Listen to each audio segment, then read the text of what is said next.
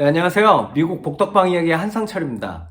네, 오늘은 이제 시장에 집을 내놓으시고 나면 만나길 수 있는 되게 보편적인 5가지 유형의 바이어분들에 대해서 나눠드리고, 이 바이어분들을 어떻게 딜을 진행을 하셔야 되냐, 이런 거에 대한 간략적인 가이드라인 좀 나눠드리려고 비디오 찍게 되었습니다.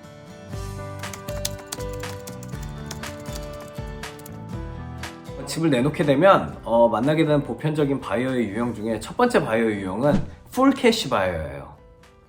이분들은 자기가 풀 캐시로 이렇게 집을 산다 뭐 이런 것 때문에 되게 좀 이 어깨가 좀 이렇게 좀 으쓱으쓱 하십니다. 막 뽕도 막 들어가 있고, 그리고 좀 요구하시는 것도 많아요. 뭐 딜하기도 되게 막 까다롭게 막 이렇게 구시려고 하고. 하지만 그 셀러분들 입장에서 생각하셔야 되는 거는, 풀 캐시 바이어건 다운 페이먼트를 1%를 하고 들어온 FHA 바이어건 간에 뭐가 어떻게 됐든 궁극적으로 클로징 날 받으시는 돈의 양은 똑같다는 거예요. 만약에 오퍼의 양이 똑같다면. 그렇기 때문에 별로 풀 캐시 바이어라는 것 때문에 괜히 위축 드시고 뭐 그러실 필요 전혀 없고, 그냥 당당하게 딜을 진행하시면 됩니다. 물론 모게지를 얻어서 그 딜을 진행하시는 분들은 도중에 이 금전적인 문제로 딜이 깨질 확률도 있어요, 당연히. 하지만 요즘에 모게지 나오는 거 그 프리어프로벌 자체가 좀 까다롭게 나오기도 하고 그렇기 때문에 모게지가 깨질 확률이 그렇게 높지도 않고, 일단 모게지를 통해서 들어오는 바이어분들 오퍼를 받았을 때는 꼭 그 같이 일하시는 에이전트 분을 통해서 그 모게지 브로커랑 통화도 해보고, 그래서 모게지가 얼마나 시큐어한지 그런 부분도 확인하시고 그러시면 이 캐시 바이어 분들을 대하실 때 보다 당당하게 대하실 수 있게 됩니다. 두 번째 유형의 바이어분들은 이 다운 페이먼트를 정말 작게 하시는 분들이에요. 즉 아까 제가 말씀드린 대로 뭐 FHA 뭐 론 이런 거 얻으시는 바이어분들, 이런 분들은 다운 페이먼트를 되게 작게 해서 들어오세요. 이걸 먼저 바이어분들 입장에서 말씀드리자면, 다운 페이먼트 작게 하신다고 뭐 그렇게 위축되시거나 그러실 필요 없습니다, 셀러분들한테. 하지만 이 셀러분들의 입장에서 본다면 이분들은 조금 위축돼 있어요, 늘. 특히 FHA 바이어분들 같은 경우는 그 FHA 측에서 또 인스펙션을 따로 하게 되는 경우가 있고, 자기들의 가이드라인에 맞지 않는 부분이 있다면 그 집에 그런 부분은 고쳐야지만 론이 나오게 되는, 그 셀러의 비용으로 고쳐야지만 론이 나오게 되는 그런 경우가 있습니다. 그래서 이 다운페이를 조금 하시는 분들은 조금 위축돼 있어요. 그러니까 이런 분들의 오퍼를 받았을 때, 물론 다른 오퍼가 있다면은 그 다른 오퍼를 보다 좀 중점적으로 생각해 보시는 게 좋겠죠.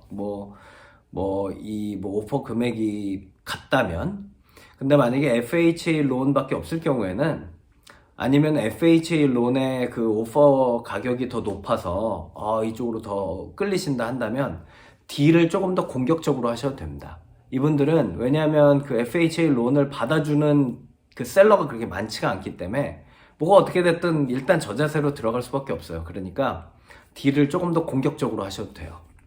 그리고 세 번째 바이어 유형은, 이제 오퍼 넣을 때 뭐 이 집이 좀 경쟁률이 높을 것 같다 뭐 이런 경우, 아니면은 오퍼를 그 리스팅 프라이스보다 좀 낮게 넣었는데 이게 나의 맥시멈 금액을 넣는 경우, 뭐 이럴 경우에 바이어분들께서 그 바이어 레러를 쓰시는 경우가 있습니다. 뭐 강아지 사진도 넣고 뭐 가족 사진도 넣고 해서 이렇게 오퍼를 넣으시는 경우가 있어요. 물론 그런 그 편지 읽어보시면 좀 마음도 몽글몽글해지시고 이거 좀 내가 더 잘 해줘야 되나 이런 마음이 드실 수도 있는데, 중요한 거는 집을 파시는 것도 비즈니스의 하나입니다. 그리고 비즈니스는 궁극적으로는 바텀라인 넘버가 제일 중요해요. 최종적으로 고객님께서 가져가시는 금액이 제일 중요한 겁니다. 그래서 그 편지 좋지만 잘 생각해 보시고, 결국은 그 셀러의 입장에서 본인에게 들어오는 이윤이 가장 높은 방향을 선택하시는 게 좋습니다.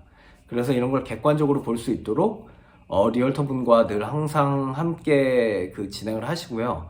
그리고 또 이 바이어 편지의 문제점이 뭐 이런 일이 있었다고 하는데, 그 가족 사진 같은 거 이렇게 넣어서 보내잖아요. 그런데 이 딜이 성립이 안 됐을 때 얘들이 셀러가 인종차별을 하네 어쩌네 그러면서 이 수를 건 경우가 있다고 합니다, 샌프란시스코에서. 그래갖고 그게 좀 이슈가 한번 된 적이 있거든요. 그러니까 이런 부분 조심하셔서 아예 리스팅을 하실 때 나는 바이어 편지를 받지 않겠다고 체크를 하시는 난이 있어요.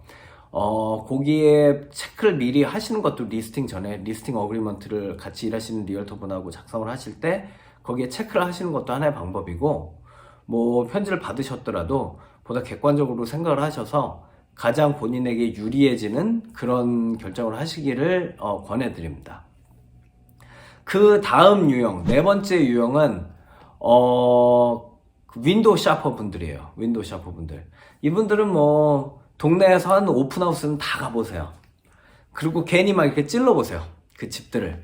뭐 말도 안 되는 가격에 오퍼도 넣어보시고 뭐 이러시는 분들이 계세요. 그러다 어쩌다 걸리면은 딜을 진행하다가 또 이분들은 윈도우 샤퍼 분들이시기 때문에 딜을 진행하다가 빠져나가는 경우도 되게 많습니다. 그냥 그 딜이 무산되는 경우도 엄청 많아요. 그래서 이렇게 오퍼 같은 걸 받고 뭐 이랬을 때 좀 이런 분들이 그런 낌새가 보인다 싶으면 방법은 다른 게 아니고 같이 일하시는 리얼터 분에게 저쪽 바이어 리얼터에게 연락을 해서 이 사람들이 과연 여태까지 집을 몇 개나 봤는지, 그리고 왜 이사를 가려 하는지, 그리고 언제까지 이사를 가야 하는지 등의 그런 구체적인 정보를 좀 받아다 달라 요청을 하십시오. 이 정보들이 별로 구체적이지 않은 경우는 윈도우 샤퍼일 경우가 아주 높습니다. 그럼 이런 분들은 웬만하면 피하시는 게 좋아요. 그 딜이 다른 딜이 있다면, 물론 뭐 이딜밖에 없다면 물론 그 협상도 진행도 하고 가는 데까지 가봐야 되지만,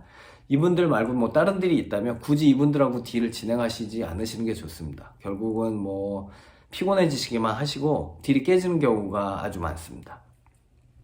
그리고 다섯 번째 경우는 이제 딜 헌터들입니다. 진짜로 딜만 찾아다니시는 분들.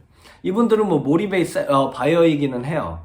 근데 이분들은 주로 새로 올라온 집들에 이렇게 공략을 하시는 게 아니고, 집이 뭐 한 2주, 3주 시장에 나온 지 그렇게 된 집들, 하지만 셀러는 되게 몰입에 돼 있는 그런 집들을 찾아서 되게 낮은 가격부터 딜을 시작하시는 분들이에요.